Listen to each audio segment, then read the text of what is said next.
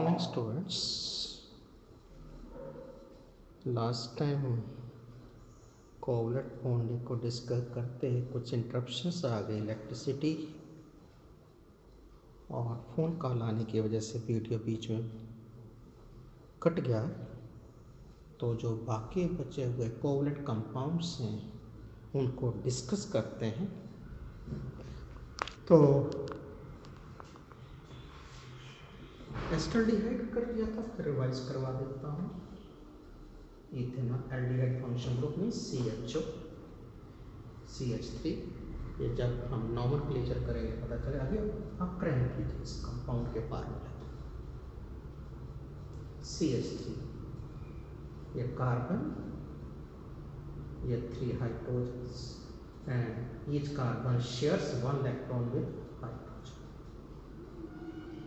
तो कार्बन ने अभी 3 इलेक्ट्रॉन शेयर किए, it shares only 3 electron, it left with 1 electron, 4th electron ये आ। तो अगर हम इसको छोड़ दें तो इंक्लूडिंग शेयर्ड इलेक्ट्रॉन कितने रह जाएंगे? हो जाएंगे 7, deficiency of 1 electron and therefore it shares 1 electron with another carbon and hydrogen can composite only deficiency of 1 electron. ये हाइड्रोजन दिखा दिया। तो कार्बन आपने इस कार्बन ने कितने इलेक्ट्रॉन शेयर किए? 2, अनशेयर्ड कितने हुए? 2। तो टोटल इसके पास कितने हो गए? 1 2 3 4 5 6, डेफिशिएंसी 2 इलेक्ट्रॉन की। और इस वजह से ये क्या करेगा? बाकी 2 इलेक्ट्रॉन्स ऑक्सीजन से शेयर करेगा ताकि ऑक्सीजन का भी ऑक्टेट कंप्लीट हो जाए और कार्बन का भी ऑक्टेट पूरा हो जाए। और आप वेरीफाई कर सकते हो डॉट्स कितने आने चाहिए? 2 कार्बन 2 into 4, ऑक्सीजन से 6, हाइड्रोजन से 4, तो 8 + 10 18 डॉट्स होने चाहिए। चेक 1 2 3 4 5 6 7 8 9 10 18 डॉट्स होने चाहिए। 1 2 3 4 5 6 7 8 9 10 11 12 13 14 15 16 17 18 बिल्कुल करेक्ट है। इस ढंग से हम मालूम कर लेते हैं। ये वो स्ट्रक्चर बता रहे हैं जो एग्जामिनेशंस में पूछे जाते हैं। प्रोपेनॉन कॉमन सिस्टम है, एसीटोन नाम तो 9 10 दोनों में है।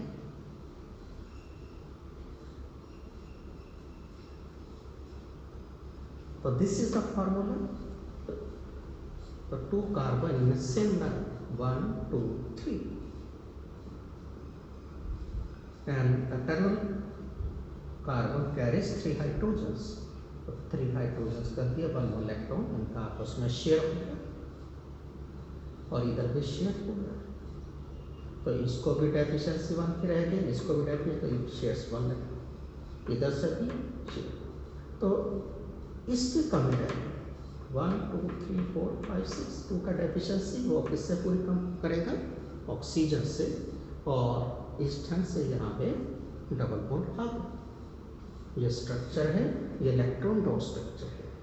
और अगर टोटल डॉट्स का काउंट करने हो तो कार्बन कितनी है? 3, तो 2 3 into 4। हाइड्रोजन कितनी है?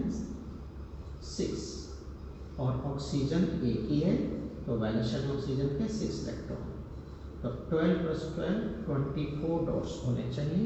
चेक करते हैं 1 2 3 4 5 6 7 8 9 10 11 12 13 14 15 16 17 18 19 20 21 22 23 24 करेक्ट है। सब ऑक्टेट पूरा है। यह नाम भी सुना हुआ आपने, इथेनोइक एसिड और एस्टिक एसिड। तो यहाँ पे भी 2 कार्बन यह दिखा दी गई। तो इस कार्बन के साथ कितने हाइड्रोजन हैं? 3 हाइड्रोजन अटैच कर दिए। तो it has the deficiency of 1 electron pair 1 2 3 4 5 6 7 है ये, तो it shares 1 electron with this carbon.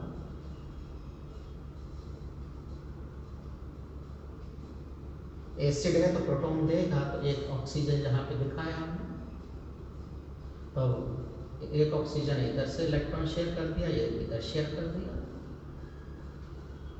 Proton donor है।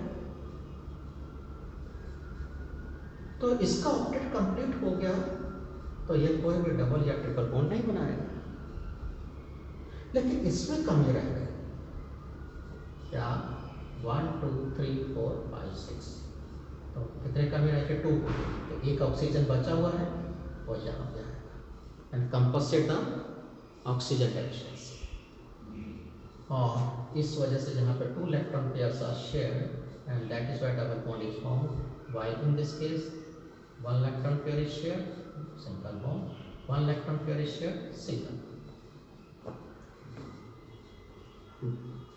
डॉट्स देख सकते हैं, 2 carbon 2 into 4, 2 oxygen 2 into 6, 4 hydrogen 4, तो 8 12 4, 8 plus 10 20 20 24 24 डॉट्स इसमें।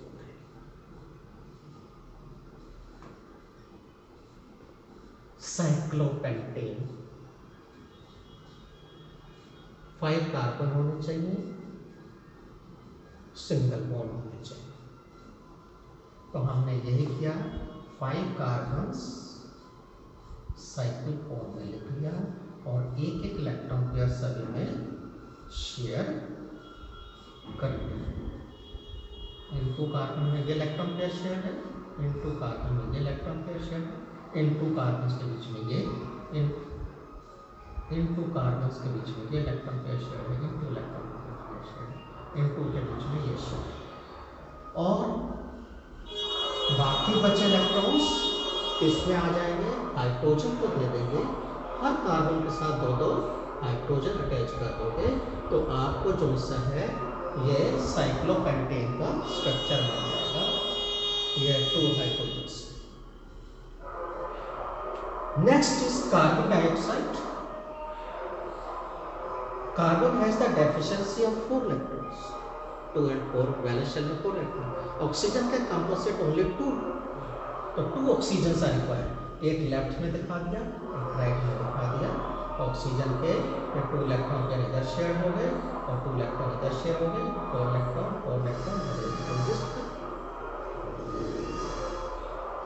हाइड्रोसियानिक एसिड, हाइड्रोजन साइड, तो ये तो बिल्कुल डेफिनेट है कि हाइड्रोजन कार्बन के बीच में एक इलेक्ट्रॉन पेयर शेयर हो गया। बाकी कार्बन के पास कितने बचे? 3 इलेक्ट्रॉन्स, तो हम बाकी 3 इलेक्ट्रॉन कहाँ से मैनेज कर लेते हैं? नाइट्रोजन से।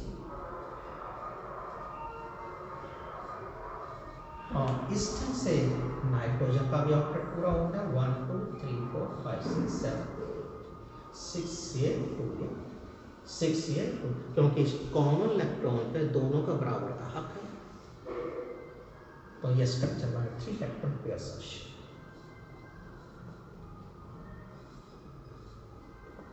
साइक्लिक सल्फर है, general formula S8, Chrome shape structure है। तो हमने क्या किया, इस ढंग से सल्फर को पहले लिख लिया, फर्स्ट कॉर्नर पे, इधर भी कॉर्नर पे, फिर 2 डाउनवर्ड पे, स्लाइटली अपवर्ड, फिर डाउनवर्ड, एंड देन ये दिखाई।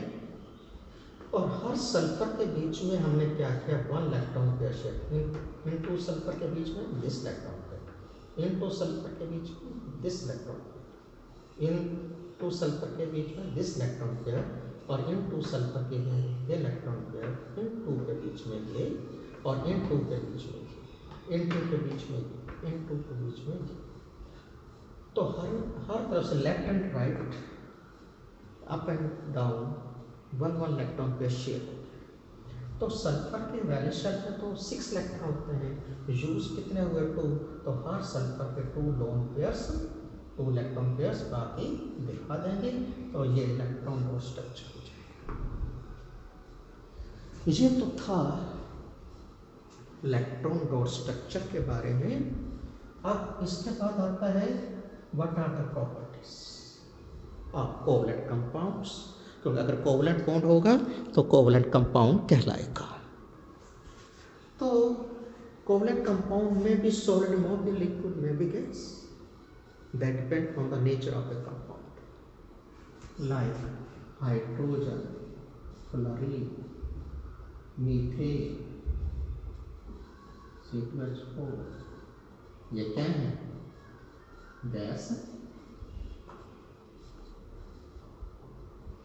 जबकि वाटर, ब्रोमीन, मिथाइल अल्कोहल कर लिया हमने, इथाइल अल्कोहल, ये क्या है? लिक्विड है। डायमंड है, आयोडीन है, सल्फर है, ये क्या है? सॉलिड है।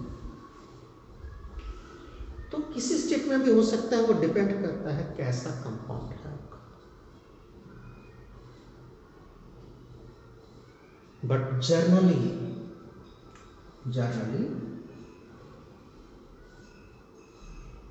है low melting and boiling point. Low melting and boiling point generally, not always. Low क्यों है? वीक अट्रैक्टिव फोर्स है, लेकिन ऑलवेज नहीं। अब डायमंड है, ये आसानी से मेल्ट थोड़ा हो। वाटर है, बिल्कुल कम मॉलिक्यूलर मास है, बॉइलिंग टेम्परेचर बहुत ज़्यादा है, 18 तो मॉलिक्यूलर मास है, इससे ज़्यादा तो कार्बन डाइऑक्साइड है। और कार्बन डाइऑक्साइड के केस में कितना मॉलिक्यूलर मास बनता है? 44। मीथेन में 16, इसमें 18। इथेन कहीं ज़्यादा मॉलिक्यूलर मास है, लेकिन वो गैसेज हैं, ये लिक्विड है।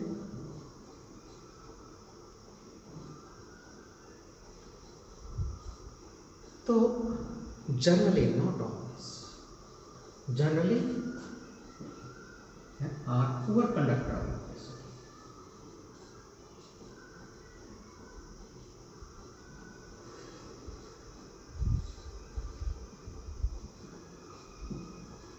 Not always. अब acetic acid conduct electricity but not ethanol, पढ़ लिया हमने पहले। Ethanoic acid ionises in aqueous solution but not ethanol. Diamond is not a conductor of electricity but graphite is a conductor of electricity. तो इसलिए generally word use किया, generally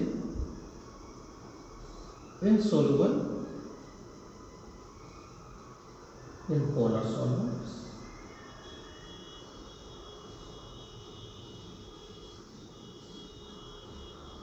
but soluble in non-polar solvents.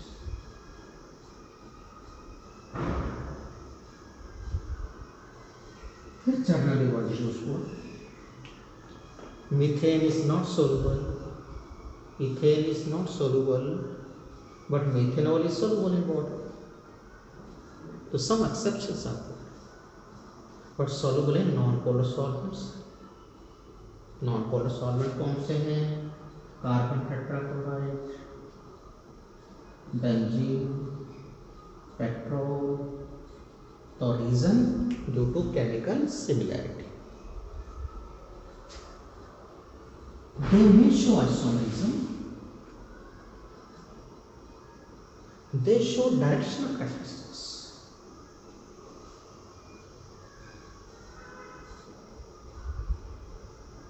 Directional characteristics.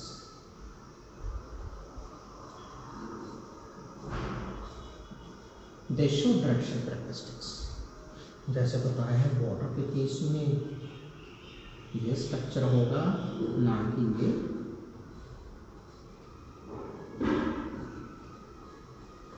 नहीं है कुछ भी structure हो जाए।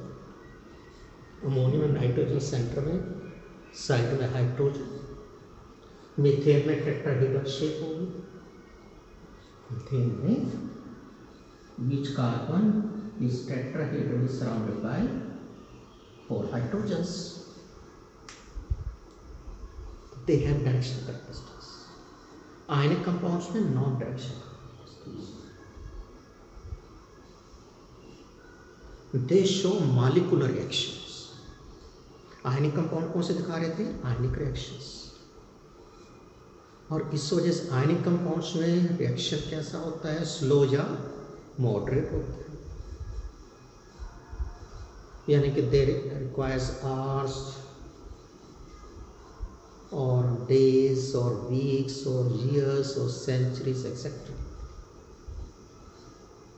और इसी से क्वेश्चन बनता है आयनिक रिएक्शन कैसा है? फास्ट रिएक्शन है, 10⁻⁻⁶ सेकेंड में कंप्लीट हो जाता है। आपको आँख पलक की पलक झपकने टाइम लगेगा, उससे पहले रिएक्शन हो चुका होगा। Silver nitrate, sodium chloride solution, ये भी आयनिक कंपाउंड है। क्या दे रहा है? Ag positive NO3 negative. ये क्या दे रहा है? Na positive Cl negative. Ag positive Cl negative आपस में कंबाइन करके AgCl का प्रेसिपिटेट बन गया। लेकिन CCl4 कार्बन टेट्राक्लोराइड, ये क्लोरोफॉर्म है, इनके पास भी तो क्लोरीन है, लेकिन ये AgCl का प्रेसिपिटेट नहीं दे रहे, जबकि Ag पॉजिटिव अवेलेबल है हमारे पास।